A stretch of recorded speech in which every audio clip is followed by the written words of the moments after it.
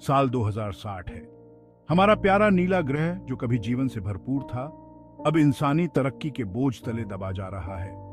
बरसों से पर्यावरण की अनदेखी ने अपना असर दिखाना शुरू कर दिया है।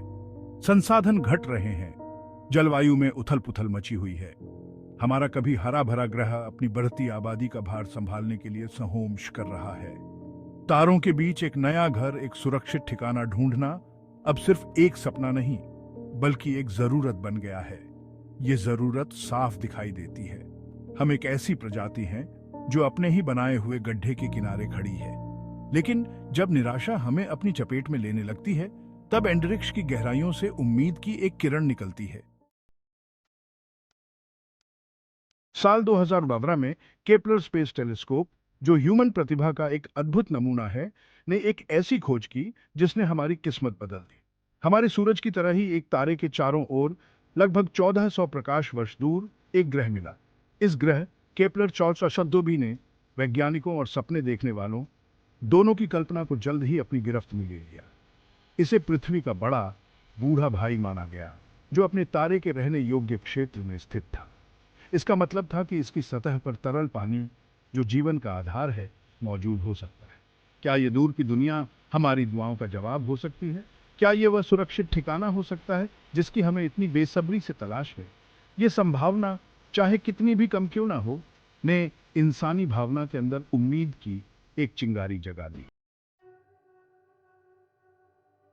केपलर 495b की खोज ने टेक्नोलॉजी नवाजों के एक अनप्रेसिडेंटेड युग को हवा दी। वैज्ञानिकों और इंजीनियरों ने एक नए उद्देश्य से प्रेरित होकर प्रणोदन प्रणालियों, आर्टिफिशियल इंटेलिजेंस और सतत जीवन प्रौद्योगिकियों में अनप्रेसिडेंटेड प्रगति की। पीढ़ियों ने सितारों तक पहुंचने का सपना देखा था, और अब वह सपना आखिरकार हकीकत में बीख लूने वाला था। वॉर्प ड्राइव, जिन्हें कभी साइंस फिक्शन की दुनिया से जोड़ा जाता था, अब एक ठोस हकीकत बन चुके थे। उनके पास अंतरिक्ष और समय के ताने बाने को मोड़ने की कुंजी थी, जिससे हम पहले की कल्पना से भी कम समय में विशाल इंद्रतारकीय अवधियों को पार कर सकते थे। इम्पॉसिबल पॉसिबल होता जा रहा था। भाग 4, मिशन केपलर अनजान में एक जर्नी। साल 2060 है। दशकों की ऐसे मेटिकुलस योजना और प्रिपेयरी के बाद अब समय आ गया है। एक ऐसी दुनिया के बीचों बीच से, जो अपने अंत के कगार पर खड़ी है, मानवता अपना सबसे महत्वाकांक्षी मिशन शुरू करती है, मिशन केपलर। सबसे आधुनिक अंतरिक्ष यान ओडिसी में सवार सबसे जीनियसशाली लोगों का एक दल केपलर 492b की 71 यात्रा पर निकलता है। उनका मिशन इस अननोनी दुनिया का पता लगाना, इसकी जीवन जोनता का आकलन करना और ह्यूमन जाति के संभावित पलायन का रास्ता तैयार करना। अरबों होपों और सपनों का भार उनके कंधों पर है। मानवता का भाग्य अधर में लटका हुआ है।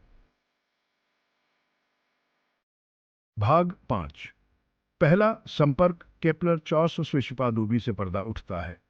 केपलर 492 की यात्रा, हालांकि वॉर्प तकनीक द्वारा कम की गई है, खतरों से खाली नहीं है। ईयर्सों की यात्रा के बाद ओडिसी आखिरकार अपने गंतव्य तक पहुंचती है।